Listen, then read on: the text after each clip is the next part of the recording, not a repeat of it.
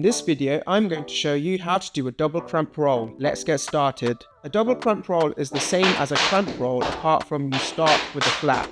Altogether it consists of 4 steps. A flap, a step onto the ball of your foot, a heel and another heel to finish. Altogether this makes 5 sounds. The first thing to do is to start with your feet together, knees relaxed, leaning forwards over the balls of your feet with about 60% of your body weight over the front of your toes, 40% remaining on your heels.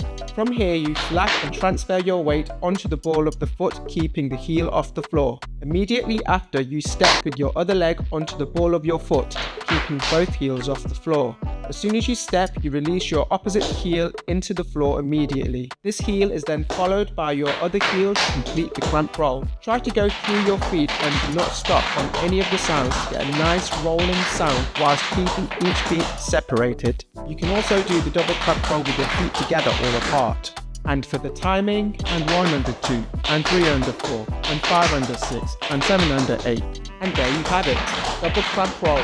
Keep on practicing and keep on dancing. See you in the next tutorial.